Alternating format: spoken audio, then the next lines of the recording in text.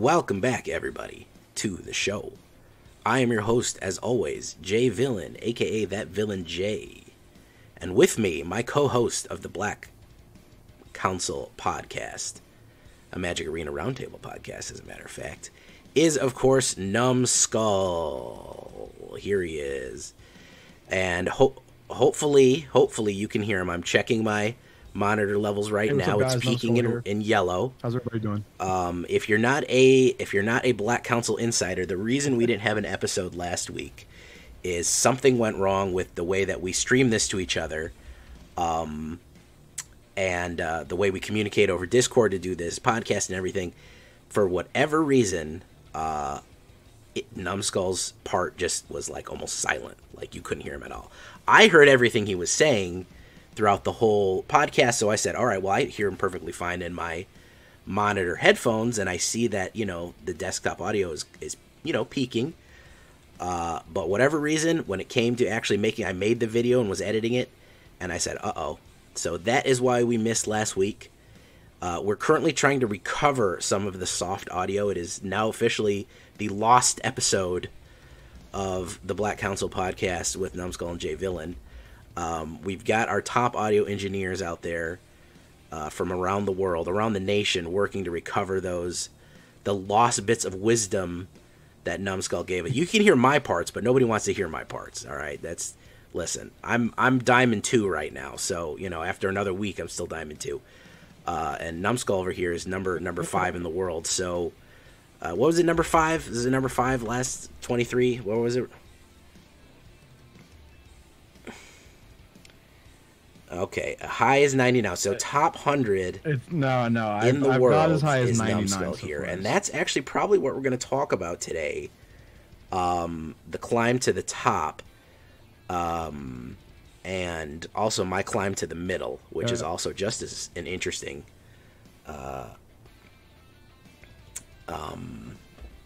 It's up there, yeah. The middle's important, because if you didn't have the middle, the bottom and the top would be touching, and nobody wants that. So, I'd like you to join us.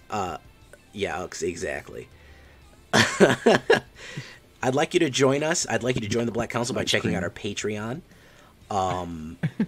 We currently have 6 patrons, I believe.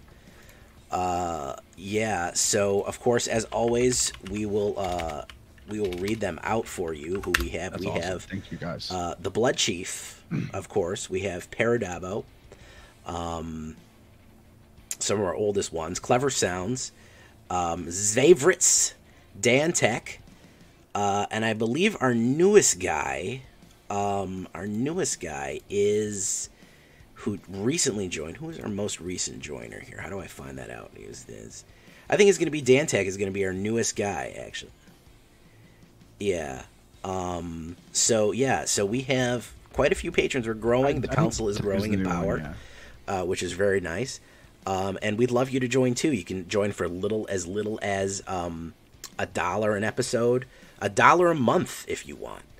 As cheap as you want. You're officially a thing. If we get to our current goals we want to get 10. We want to get 10 patrons, and we're going to open up an exclusive Discord. And after that, our next goal after that, I think if we get... Patrons. What was it? How many do we need to do the Grand Prix tournament? When we get maybe 20, we'll try to do a Grand Prix tournament, or we get enough people. But at 10 is our current goal right now, and we will open up the patron-only Discord, where you can talk to us, get advice, vote on things, and talk about the upcoming episodes, and the official Black Council meeting center we're going to try to build up there. So please check that out. If you can help support us, we're halfway there, exactly. So you can be part of the first Council of 10, the first... and we're halfway there. One of the first founding members of the council. So, the option is still there and open. But anyways, we'll shoot it off to Numbskull, see what he has to say. What do you got going on?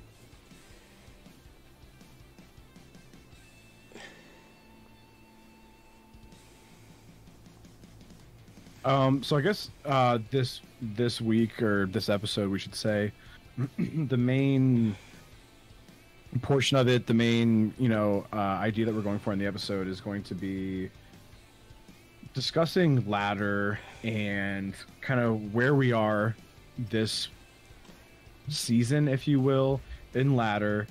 How Jay and I each go about playing ladder. How much of it do we play? How often do we play? And kind of what's our strategy for, getting to where we want to be on the ladder, maintaining the rank, and maybe any advice that we may have for you. So, this season, and actually, here, I'll share my screen with you guys here so you can see what I'm looking at, and so that I'm not lying to you about where I am. We like transparency on this podcast. So right now you'll see 109 Mythic. I was saying earlier, got as high as 99. You will have decay within Mythic.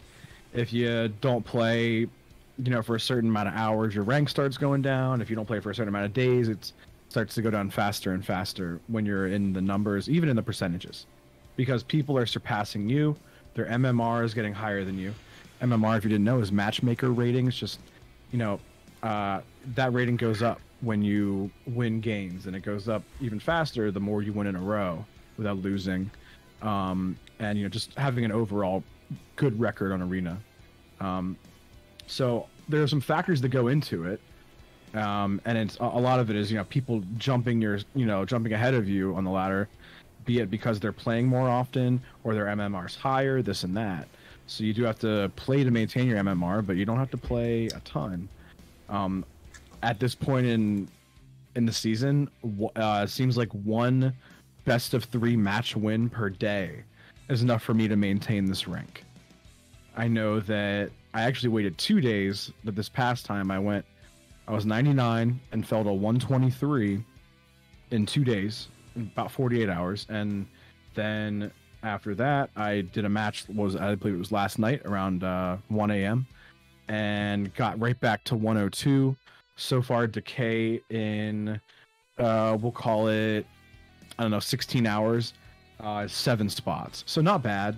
It's not bad decay at all. So if I go in and I win one tonight, I'll likely, be back in the top 100. It's just one. So then you're asking, oh, well, Numbskull, you're a streamer. Like, what do you do? Do you just go on your stream and do one match a night and then just say, okay, see you guys later? No, we do other things. We do drafts, and we also do these play-in events, and this is how you can start. You can rack up your points from the play-in events. See, we have 38 here so far.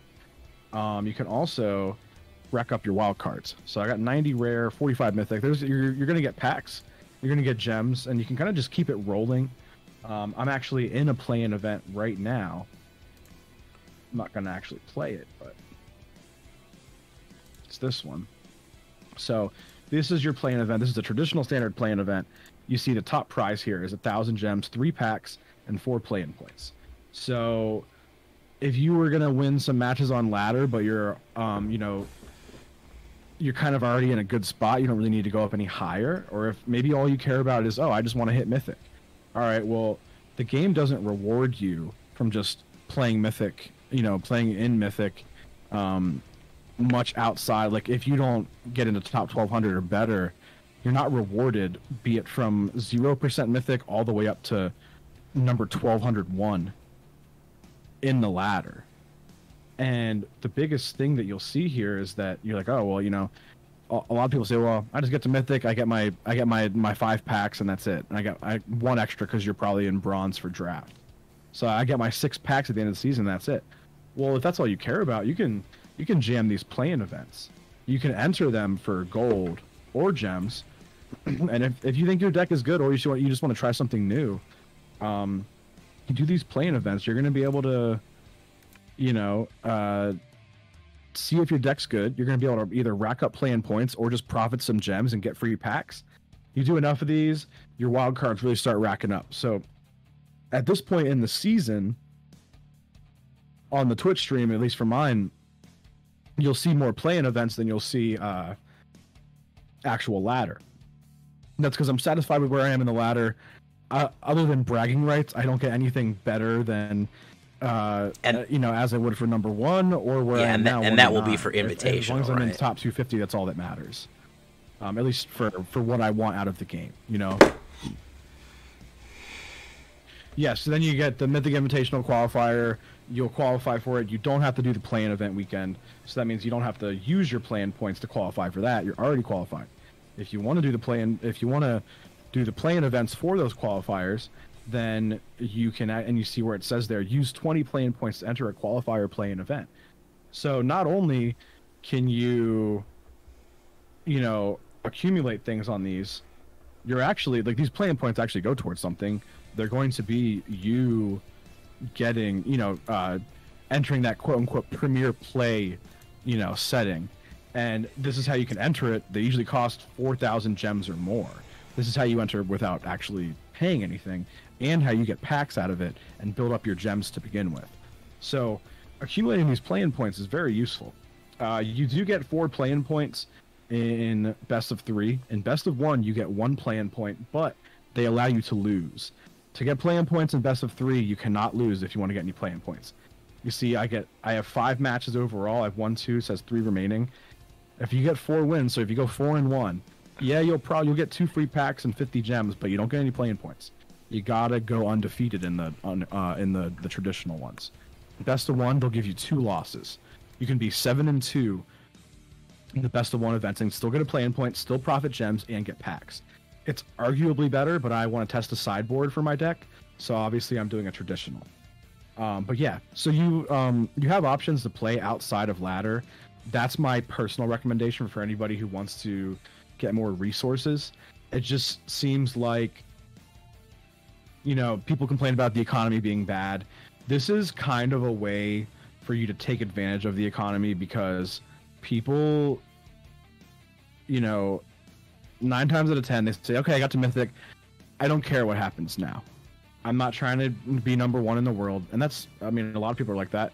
I'm literally not even trying to be number 1 either. I'm not trying to be number 1 in the world. I don't care what percentage I get. I don't care if I hit numbers. I just want that little symbol that says Mythic, and I want it to say Mythic, and I want to be able to say I hit Mythic last season. That's it. And that's fine. That's a really good goal. And what ends up happening is you just keep playing in Mythic, kind of not caring, and it's okay if you just don't even really care about, you know, whether you're winning in Mythic or not. But if you want to be able to benefit from still playing the game, and, like, you know, this turns into a point where, you know, depending what decks you run, you actually profit from this, aka you're getting paid to play the game. And this is where you can flip the script on that economy conversation and actually make it work for you. You get gems, you get packs, you get your play-in points, which can enter you into Premier Play, which you never know. You could, even if you don't qualify for that stuff, you still, if you do well in those events, you still profit in gems, aka you're building up your gems. Okay, well, now you're talking about, you know, when the next set comes out, I have, I don't know, let's say 10,000 gems built up. Okay, well, you know, I was going to buy the 90 packs thing that's 18,000 gems, but now I only have to get 8,000. I don't have to get 18,000. Or I want to buy that mastery pass. I don't want to pay for it. I think Jay has a short on YouTube about how to go about that. Well, now you can do that, you know, accumulate the gems for that mastery pass for free. And this turns into a situation where Wizards, I mean, this was Wizards' solution to the terrible economy, and let's face it, it could still be better. I don't think anybody's going to dispute that. But at the end of the day, this is something you can do outside of ladder that's going to be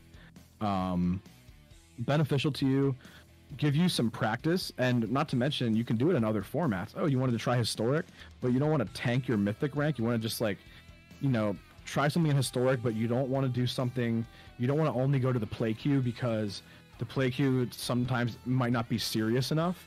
Okay, you want to do something, but you don't want the quite sweatiness of the ladder. Okay, you can go into the play-in events. It might still be a little bit sweaty, but you're not going to risk your rank if you lose. Worst case scenario, you lost some gems, you lost some gold, and then you realize that you need to work on your deck, you know? So it's kind of like gambling almost in a way. It's like a mini metagame challenge almost, if you will. But you are accumulating those play-in points, which those can be invaluable in terms of, you know, possibly getting you into a situation in Magic where you're actually playing it competitively, and who knows, maybe you make some money off of it. So this is what I do. I do them in Explorer, Standard, and Alchemy. And when I play ladder, I do primarily alchemy, but because of the new set, I did play some standard this season. So right now I'm doing a standard plane event because I am testing standard decks.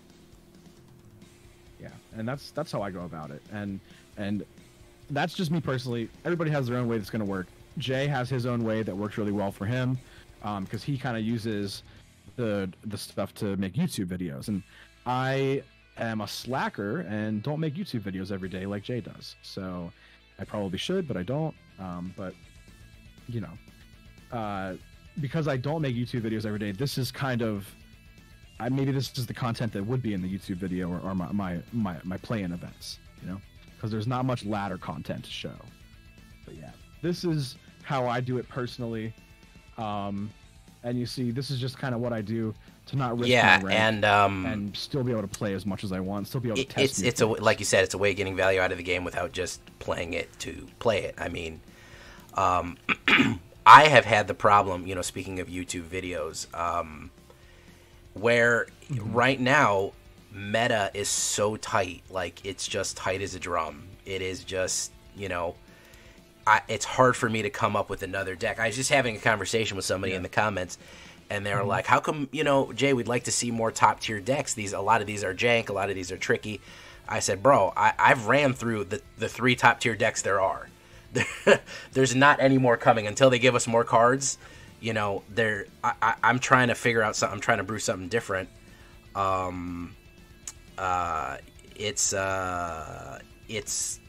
It's a matter of whether or not I can come up with something that's going to be competitive against the top 3. And sometimes there is, and sometimes there isn't. So it's really a matter of, can I do it? And a lot of times is, you know, I can't. There's just nothing, and I think part of the problem is mono black is going to outvalue you so many times, so it's hard to find something that's going to get a value in. So I might start doing these play-in events. I've been hearing a lot of good things about them. The trial events. I have a draft token I might go for, but even so, I've never really liked drafting, so this is obviously a good choice for even somebody like me who is just like, man, I don't even want to draft, man. Like, I don't. It's not even. So it's a matter of doing that, and then we'd basically just say, hey, you know, let's try to see as much as we can do on that. As far as ranking goes, I'm stuck between Diamond 3 and Diamond 2. And may I say, I know it sounds like a cop-out, purposefully. I understand. This is what I always have to tell people. They're like, Jay, there's a better deck. I'm like, I know. I could run my Zombie Apocalypse, or I could just run my meta black, and my personal one that I have customized to my liking, and run the board. I've gotten 3. I've won 6. I go 7-1 or 8-1 a lot of times with these decks, but to me that's boring. So I'm trying to find. I'm picking at the sides of the meta right now, trying to see little by little what works and what doesn't. Is there anywhere that I can squeeze out value? So I'm mining the sides. I'm tapping. I'm checking all around the rock of the meta right now. Where is that crack? You're just tapping it in. Just tap it in. Don't you want to go home? Just tap it. But another thing is that, you know, someone who posts daily videos, you can't post the same deck every day. Yeah, and you can't post the same. And this month I've missed a couple of days because some nights I have a deck that I'm trying to try out. I try it out for 2 hours and I don't get anything out of it. I mean, you know, I'm trying to put up 30 decks a month. There isn't 30 meta decks. There just isn't. Okay. Exactly. Not right now. Exactly. I mean, you also have to figure we had a net loss of available cards. It was a little easier last time because there's 8 sets. Now we're at 5. It's so what is exactly that? 37 and that much interaction too. The pool, the regular amount of interaction that we used to get out of those much. As well. So less than 2/3. So that's kind of the problem right now, at least for me. Has been taken out of the game. For sure. It makes it a little tougher. And I think that, you know, Skull's got a good point. I personally, I never, like, when I hit Mythic, I never push for numbers. I don't care. Once I'm there, I'm there. You know, to me, the first time I tried to push for numbers, I'd play all day, and I'd literally play 3-4 hours and get, you know, 15 wins or something like that, and I'd be like, all right, I'm at 97. I'll come back later and try to push even farther, and I come back, I'd be at 92. And it's like, I don't even know what the criteria it is to cross over to numbers is. I'm not just going to keep shooting at an arbitrary target, and it's going to give it to me whenever it gives it to me. I've got... Yeah.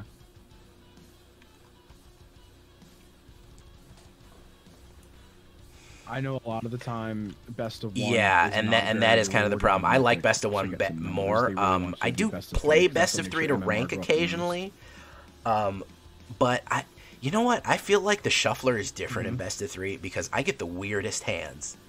Sure. I get the weirdest hands in best of three. I get the absolute best of one has a hand strangest hands in best of three. So it's a little different. But at the end of the day, I think it's still good. I like to change it up a little bit, and like I said, I don't like drafts, so definitely this is something that is something that you can do. Now, obviously, mono black is probably the best way to rank right now. And dare I say the forbidden word? Dare I speak its name of the format that shall not be named, that is the great enemy, the deceiver, and the unclean. Alchemy. Dee I like playing Alchemy. The unclean. And honestly, guys, the Alchemy queue, I'm not going to lie, this is the God's honest truth, the Alchemy queue is easier than Standard right now. Just different. It is easier on you than Standard. I play both at about 60-40, and I absolutely sweat Standard. Alchemy, I'm a lot more relaxed. Because of the variety of cards, because of the powerful interactions, there almost can never... It's very hard for one particular format to... And again, like Numskull said, the dearth of cards that we lost, well, there's still so many. We just had another set come out in Alchemy, the Baldur's Gate set. So there's so much more variety right now because it was just refreshed even more than Standard. So it's a more fun playtime. Yeah. I will put in the plug, guys, if you refuse, if you're an Alchemy hater, if you say I won't do it, take your Standard deck to Alchemy. Just play the Alchemy queue. Just take your... You don't even have to add an Alchemy card if you refuse, if you hate it. It's just a smoother time. In my opinion, when I get frustrated with the when I get the Standard, I'm like, all right, I'm gonna knock out 3 or 4 games of Alchemy because right now I've hit the same 1, 2, 3 step. I hit Evolve Sleeper into Tenacious Underdog, into Liliana, into Shale Dread, into Invoke Despair. I don't know how many times I can get the 5-step put on me in Standard before I'm like, all right, you know what? I'm gonna go play Call of Duty. So yeah, definitely, it is a good recommendation. Change it up. Go out of your comfort zone. And Historic is kind of a mess. Pioneer or Frontier is kind of a mess. I do things on them occasionally, but still, they're a little bit much. And I think you need a lot of investment of resources into them to get some of the older cards too. So it's a little trickier.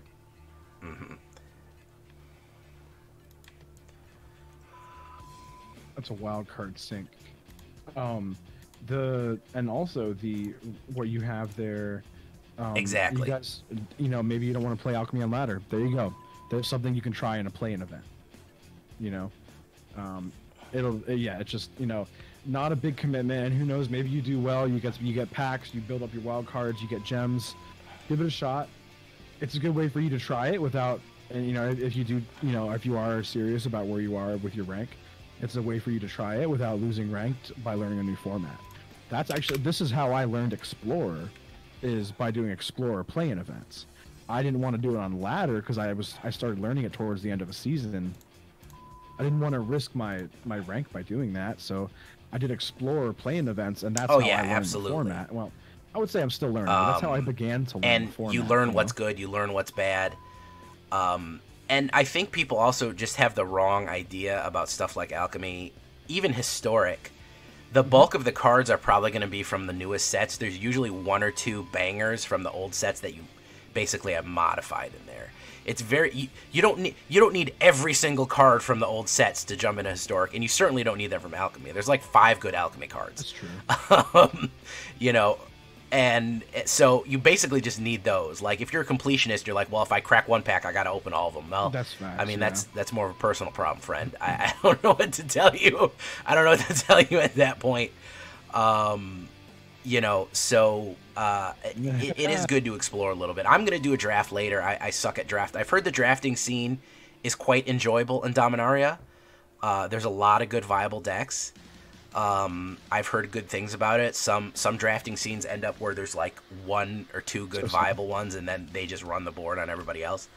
So it seems to be positive.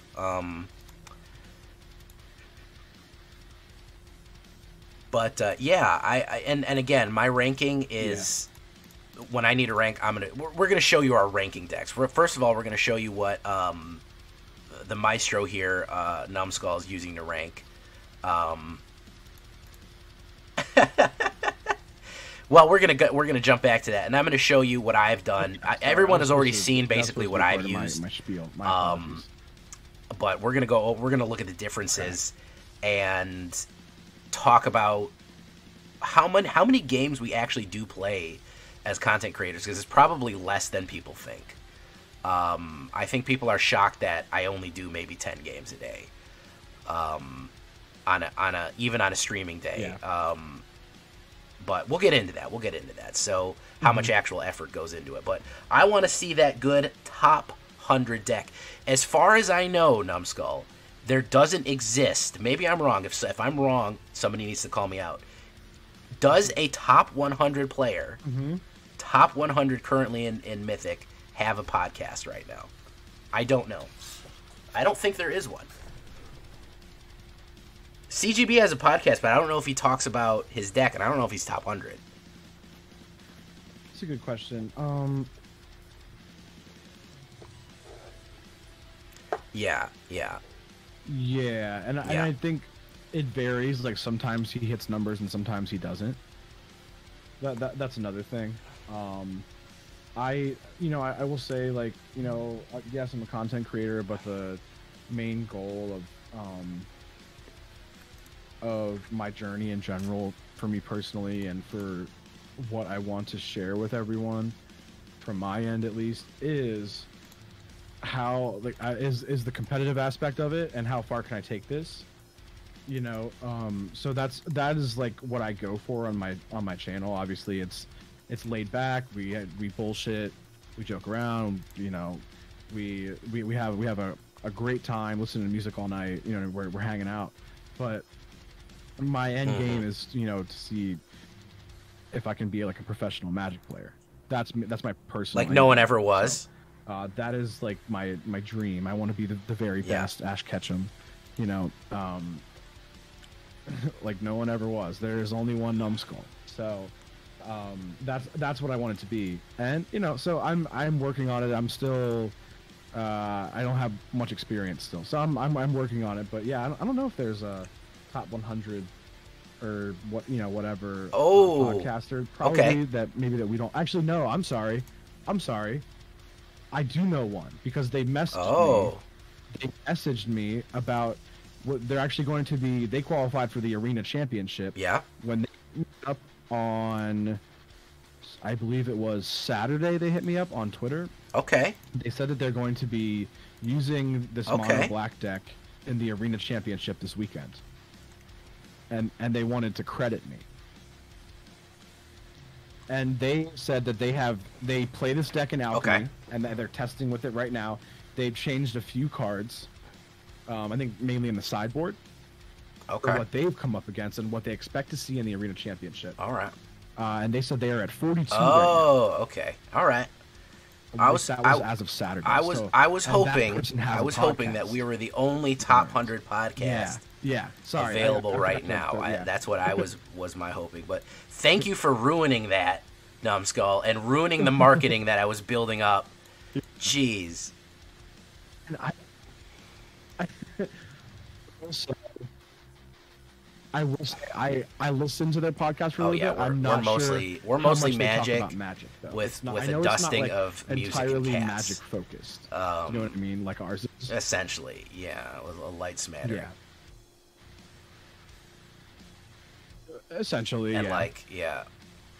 It also just kind of goes with Magic. Like people who play Magic Yeah. like cats, and people I who would say like the listening sub to theme music of my mostly, channel because and you my just stream, appreciate not art so in much general, yours, I think, if because you you're like younger than Magic, me, but typically, so. 90s nostalgia is very big on my stream as well. We're that's yeah. I like the 90s nostalgia. Yeah, absolutely, Yeah, I was born in when was I born? 86, 85. It's a good portion of it. And so that's going to figure in very heavily on my. Some nights it's basically just an entire 90s nostalgia, especially. And I won't even cut it down to 90s specifically. I'm going to say it's like late 90s, and we'll throw in 2000 and 2001 up there. Yeah. We'll do that too. So that's also the sub theme of mine as well. But 2000s. It's enjoyable. It's a good time. I personally, I am not competitive by nature. So as much as I'd like I would be horribly bored and basically just not having fun on a pro circuit. I would probably have more fun in the announcer's booth. That would probably be more my speed. Yeah, and I would have more fun as a presenter. Too. But I don't have. I've never had a super. I'm more of a brewer and a tinkerer, so it's hard for me to say I would have an absolute crazy competitiveness. So I just don't. I don't really like. It's just and I know that about myself, and that's why sometimes I push myself to Mythic, and sometimes I don't. Like last season, I was like, no, it's not happening because it's such a sweaty mess. And honestly, as content creators, like I think even last season, I think even Hello Good Game didn't even push himself to Mythic. Because I think he was also it was just such a sweaty time. It's just unpleasant sometimes. And as a content creator, just to what you're gonna face on the ladder when you're gonna have to play. You say, okay, well I have to play 100 games.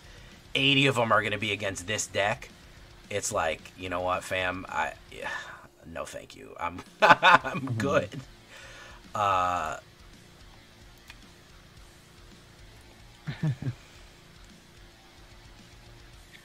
And that's something, it's tough to go in there every day, and when you do put out daily, it just comes down to when you're doing daily deck videos, can't always just play the one deck that's worked for you so well. So now you got to come up with like 5 to 6 different things each week that are gonna beat the meta. Exactly. So what motivates me to play the game is not the winning; it's the brewing. That's always the number one thing that's gonna go into. I always say it when I get beat by a unique thing. I'm like, whoa, what a cool deck! That is a unique. I get Shale Dreaded to death or Esper Controlled to death. I'm like, all right, well, what else is new? But I love it. When something comes in, I'm like, whoa, man, that is an interaction I haven't seen. That is awesome. I'm not even mad about it. When something kills me like that, because damn, they earned it. So never too upset about it. And I love to brew. I love to take apart decks and build them again. Yeah.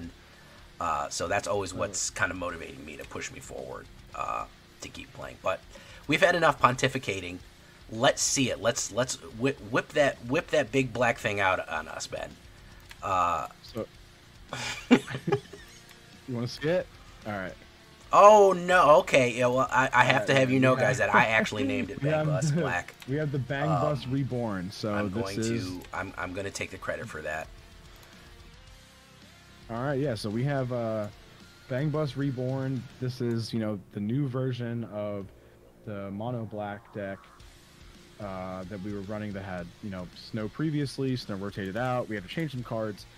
We also lost Archon of Maria that was in the sideboard that was used to deal with some of the stuff, but we don't need that anymore anyway because the alchemy meta is a little different. So I've added cards that get done what I wanted to get done fundamentally previously, and then obviously, you know, we had to make up for what we lost, and then we had to add the really good new cards. So the cool thing about alchemy is you still get a Shambling Ghast and a Deadly Dispute, so there's our Dark Ritual, so to speak. You do have Cut Down, the new card that we're pretty happy about. This card is really good in alchemy because there are a lot of alchemy creatures that are very effective that this hits, and a lot of cards that are used heavily in alchemy decks, so Cut Down is highly effective in alchemy. We have our Grasps. We have the Tenacious Underdog. 3 Meat Hooks in the main board. There is, you see here, 1 in the sideboard. And then we do have our Graveyard Trespasser. If you play black and you need a 3-drop, that's pretty much a shoe-in. So at least 3 of them. A lot of people run 4. It's a great card. I do have 1 Liliana in the main deck. Sometimes it's useful, sometimes it's not. There are a lot of matchups where you want to board this card out after game 1. Sometimes you draw it though, and you just need to get around ward from someone else's Trespasser or someone's, you know, whatever. It's highly effective in some instances. Just that it's not always effective, so it often gets boarded out. We do have the Sanguine Brushstroke. This is one of the pillars of mono black and alchemy. It's, you know, it gives you a Blood Artist, it gives you a blood token, and it gives you an enchantment that says, you know, when you sacrifice a blood token, each opponent loses a life. So these really start to add up. We have another creature here with the City Stalker Connoisseur that gives us blood tokens. So you start accumulating those, you get more and more, and then you just kind of kill them really quick after you get a good bit of those out. So these are the main alchemy cards that are even in the deck. You can say the Ghast and Dispute are alchemy cards because now they're not standard legal, but you know, they were in standard before. You guys, plenty of people use them in standard, so it's just so they were reprinted for alchemy, and it kind of helps us out here for these purposes. In alchemy, I will say that Shambling Ghast is better than Evolved Sleeper, but in standard, I actually do like Evolved Sleeper better than the Shambling Ghast that I use in standard. I'll put it that way.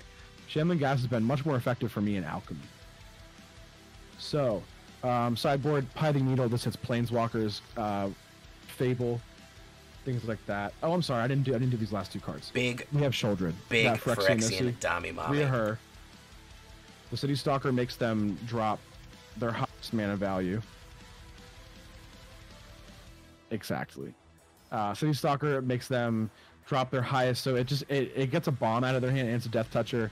This is effective when they also have a Sheoldred and they want to beat you down with it. Well, now you can just, you know, throw this in front of it. It'll kill their Sheoldred. It just makes things a little bit easier. It discourages attacks. It buys you time, and it gets things out of their hand. And once again, it's a 3-for-1 because you do get a blood token as well. Invoke Despair. We all know what this one does. It's great. This is kind of our bomb of in the deck. Before it was Blood on the Snow that was reanimating. Now we have to go a little bit lower to the ground because of the way the game goes. You know, after we've lost, you know, so many cards. Equally, the deck just kind of feels like now with the way we have it set up. You see how the curve itself looks. Just seems like it's a little bit more efficient when we actually top out at 5. You're not saying, "Oh man, I need that 6 mana." You're saying, "Oh man, once I get to 5, I'm good." You know, win rate's about the same as it was with the other deck, so we are still doing well. But yeah, so that's how we do that. Now, you notice here in the main deck, all the cards are black, but I do have white mana sources. This is going to be because in the sideboard, we actually have Path of Peril. We're going to cleave it and then board white. It's not bad in standard or alchemy either, though, because there are decks, aggro decks, that run almost all 2-drops. And you can just, like mono red in alchemy is like, there's like 1 good 3-drop and 1 good 4-drop, but everything else is 1 and 2-drops. And they get a lot of them out. So for 3 mana, you get a board wipe, and this makes it actually more effective than a Meat Hook in many instances. So very, very nice here. That's why we have white mana in the deck. It is the only reason for it. Other than maybe to fake out the opponent too, you know? We have our Pithing Needles that hit Planeswalkers and things that are with other activated abilities. And this is a really good best of 3 card because in game 1, oh man, that Sorin really got me, or that Liliana was really annoying in game 1. They used it really well. Okay, well, they're just not going to use it next game. That's fine. Infernal Grasp, just another one of those. We do have 2 Pilfer, which is a standard legal card. So pretty much everything in here, for the most part, is standard legal. We just have that other City Stalker, I think, otherwise, and then the Cast Downs, which is destroying target non-legendary. Other than the City Stalker and the Cast Downs, everything in every card in here is a standard card. I know Meathook says it has the A, but it's the nerfed version. So we have the Pilfer to make them discard any non-land card. Just 1 extra City Stalker, and 1 extra Sheoldred, just because sometimes one's better than the other in a given matchup, so we'll run 1 extra of each. We do have an extra Sorin, we have 2 Sorins in the sideboard, just in case there's a matchup where they're good or we need some flyers, or we want to go over the top. You can go cut down on 1 of each of these and then just add the 2 Sorins, or maybe one of these wasn't good, but you don't want to bring in the 4th one. You just bring in a Sorin then, you know? Cast down hitting non-legendaries is nice. There are some good non-legendary creatures that are alchemy exclusive that, in my opinion, should be legendary, but they aren't, so we'll just use this card to kill them. And it's 2 mana, and you don't lose life over it. Just extra removal. You have your Infernal Grasp. You have access to 3 of those if you need it. We talked about Path of Peril. There's the Sorin. We top it out with an extra Meathook. I do run a Field of Ruin. There are some lands that I don't mind hitting. Also, if we don't draw our white source, this allows us to fetch it. So, let's say we got to get ready to cleave a Path of Peril. All right, we didn't draw the white source yet, but they got one of those triomes. Let's just hit that, cut down their mana flexibility, and then retrieve our white source, and then we'll go ahead and wipe the board. So yeah, this is what's been working for me this season. There was a 2-day stretch where I was able to take this deck. Such as your sacrifice. You fell 2 spots doing this podcast. To you guys. There was a 2-day, I think it was actually 2 weeks ago. I took this deck from... Yeah, this podcast cost me 2 spots on ladder. I mean, it's okay. I wasn't going to play ladder till like midnight or 1 a.m. as usual anyway. But yeah, so it's got me this far. It took me, I was at the bottom of Platinum 4 after trying out some different standard decks. I got to like Plat 2, almost Plat 1 in standard, and then I just like spiraled from there. And I was like, you know what? I'm just going to try to make the alchemy deck work. And I think it was 2 weeks ago now. Yeah, it was Monday and Tuesday. I just cruised into Mythic. Wow. Just playing alchemy. It was probably about 8 hours of gameplay. I just went from Plat 4 to Mythic. I think it's the fastest stretch I've ever had. I've gotten to Mythic faster in a season because it wasn't until like the 7th of September that I got it, but still, it was, you know what I mean, or like the 6th or something this season. But in terms of the time spent from going from Plat 4 at the bottom all the way up to Mythic, it was. I have to say that gameplay. My deck. I have to say that as far as I've played my deck in goes, this season, I don't play much. It's very similar to yours. Yeah.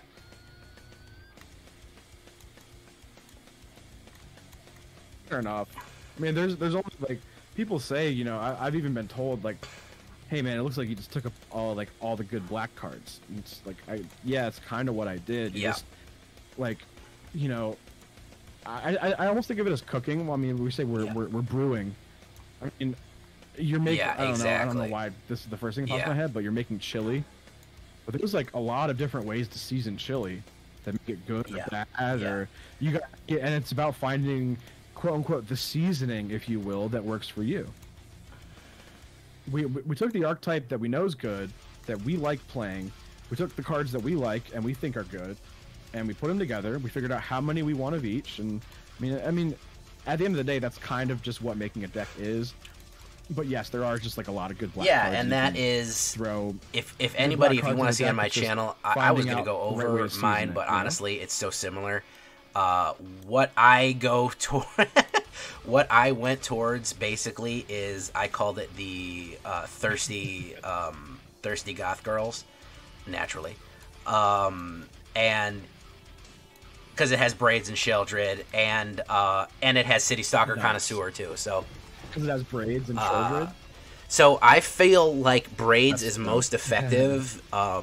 Probably, in my opinion, the changes I made with her. When you have artifacts to deal with, to throw away with Braids, that's when she's effective. Like, going up, if you're playing a Selesnya or something like that, and they just have stuff to throw away at you all the time, they're ramping, they're doing all sorts of stuff, they'll always have something to throw away with Braids. But if you're always continually sacrificing a treasure token or a blood token, she's a lot more deadly, because usually they don't want to lose whatever artifact they have. It's probably the Celestis or something. And if they don't, they're going to be losing 2 additional life on top of and you're going to be drawing a card, which obviously card domination is going to be critical. Yeah. Exactly. So there is a different seasoning on mine. Good. You just gotta find the right spot for her. I'll show it to you real quick. But you can find the video. I'll link the video. Where is my thirsty goth girls? Oh, they're so thirsty. Yeah, the original name of it was Chemicals Between Us, but I changed it because I realized that it was. Yeah.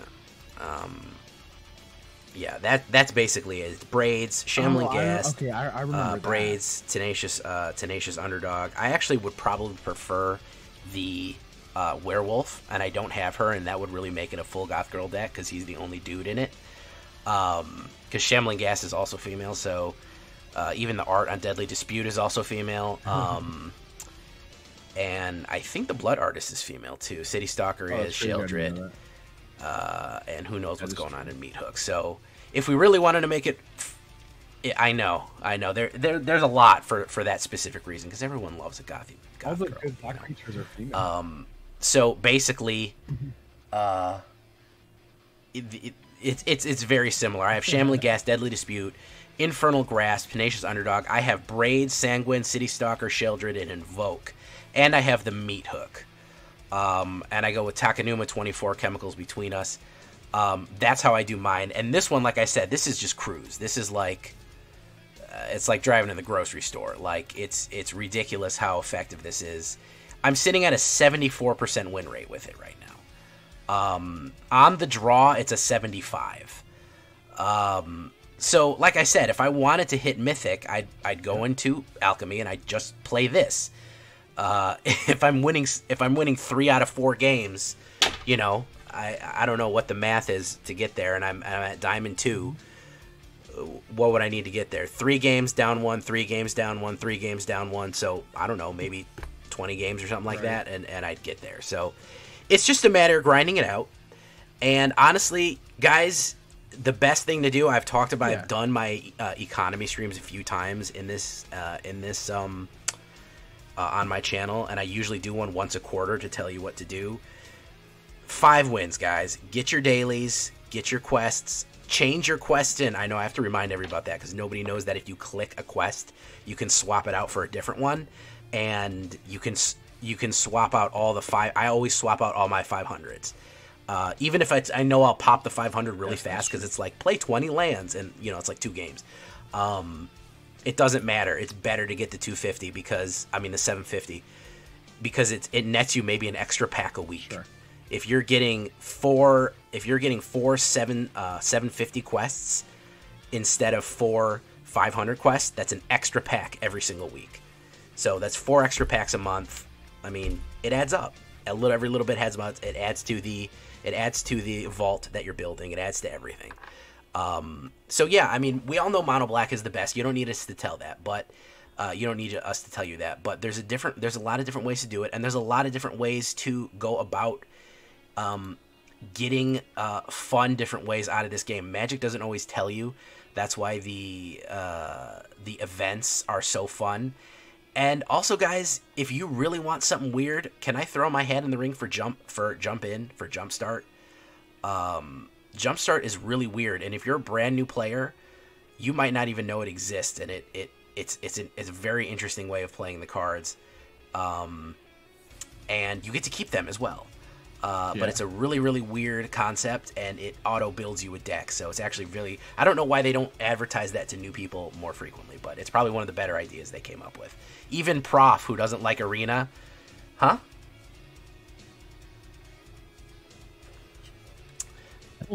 There was a big to-do when Jumpstart first came out, and then they kind of buried it. And like I said, even the professor who doesn't like Arena that much...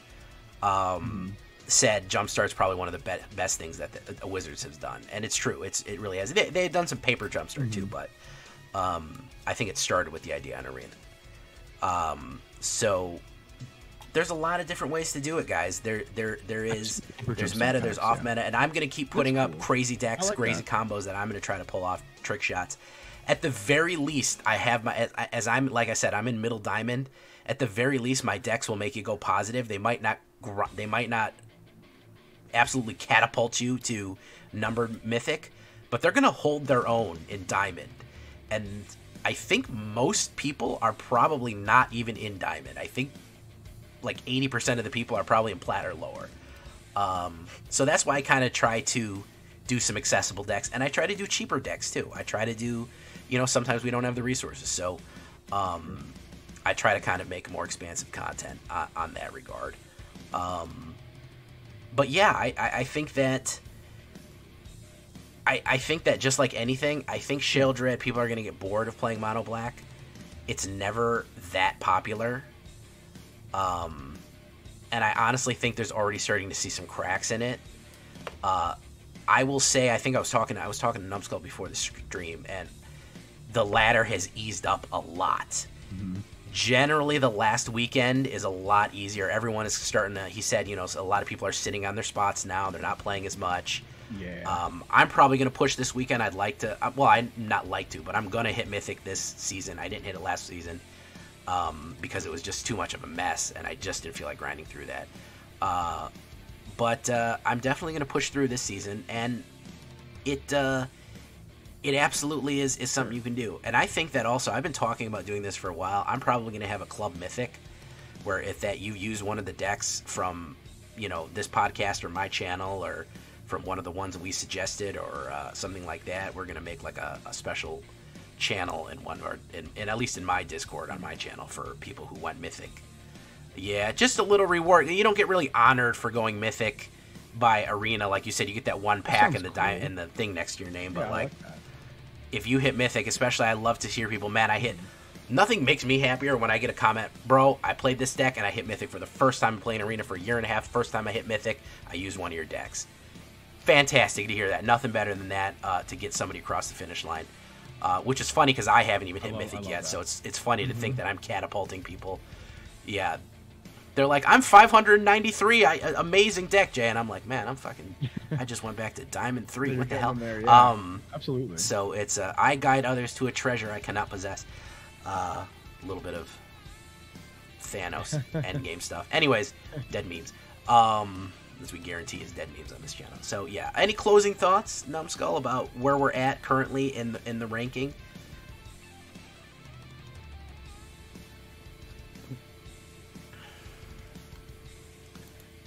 No. I mean, I think we're both in a good spot. Like, I think for what we want out of the game, we're both in a fine position to get where we want to be by the end of the season. Equally, I just wanted to. I was checking my Untapped profile. We do have that. In the standard events, the version of the deck I have now, we're at a 75% win rate. So we are getting it done in standard too. And we're beating mono black, which is great. So, to what Jay was saying, there are ways to beat mono black, and we can, keep being innovative. We'll do our best here and make it work. But yeah, maybe in the comments, let us know if you guys do play in events. Let us know what you like to play when you're not using your ladder deck, or even what your ladder deck is. We'd love to hear from you. We also, obviously, like we always say, we'd love to hear any recommendations that you guys have, anything that you'd like to see in this podcast that you didn't see. Oh yeah, absolutely. See Jay absolutely. And I duke it out again, things like that. Whatever you guys want to see. Let us know in the comments. Patriots. Oh, absolutely. Everybody Yeah, speak up. we one of the like main you said, reasons we do this is council, for the community. and I you love guys talking are to part people of about it. Magic. So we I love want getting to be people clear. into Magic, and encouraging people to play. So we want to hear it, and I always want to hear people who are having, I'm having, that are having a hard time saying, Jay, I'm really struggling right now. What can I do? I'm always happy to help. If there's something, if there's something that we can do, if there's something that we can kind of help out with, and say, what are you stuck on? What are you having a problem with? Let's talk about it. I'm happy to do that. I'm happy to have the Discord open and talk to you on stream too. I'm available all over the place. So, if don't quit the game. I've been there too, but for some reason,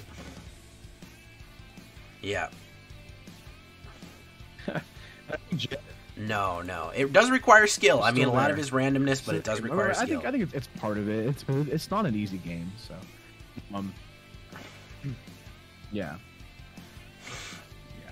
and it requires a certain level of determination. You know what I mean. You have to not let the game beat you. But yeah, and Jay and I, we have spots in our Discords where you can post your decks. And, I'm sure there are plenty of people within the Discord who will make recommendations to you, even if we aren't able to, or if we miss it. There's we have active communities. You guys can join the Discords, post your decks in there, and, we can look at what we think might help you out if you ever want to look at stuff like that. So we have, channels and avenues for you guys to share with us what's working for you, what you're doing. Even if you just want to flex on us because your deck is sweet, we still want to see it.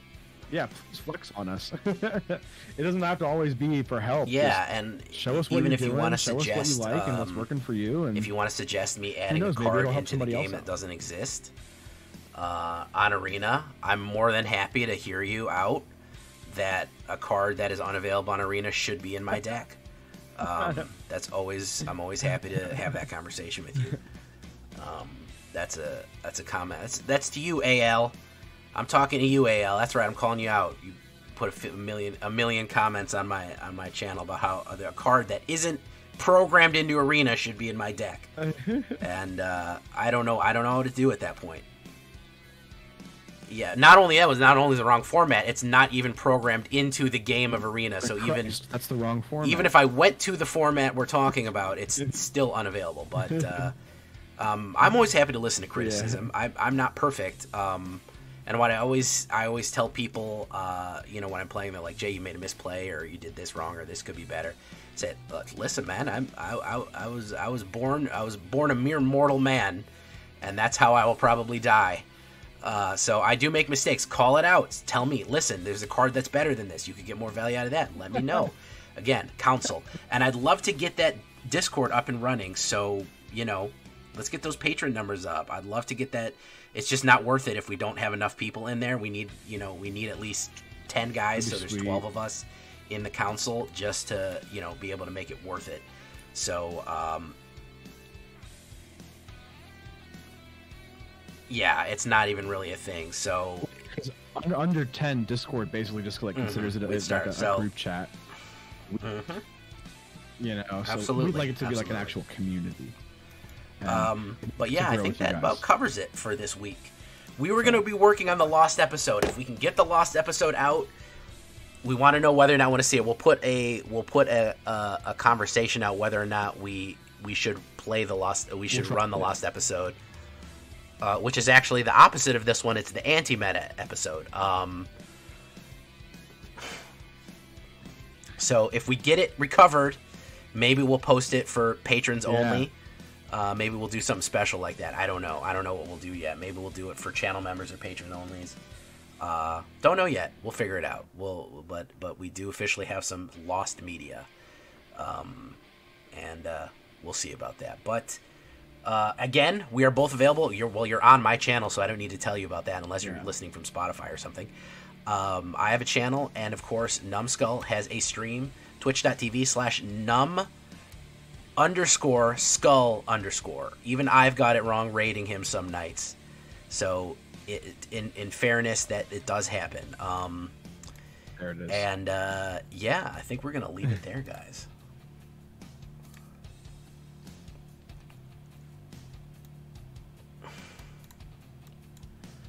That sounds good to me. Yeah, thank you guys for watching. Thank you for all the patrons for your constant support. And like we said, just hit up the comments, chat with us, let us know what's going on. Let us know what you like and don't like. Again, I'm twitch.tv/thatvillainj. It has been and we'll see you next time, guys, on the Black Council podcast. Bye-bye.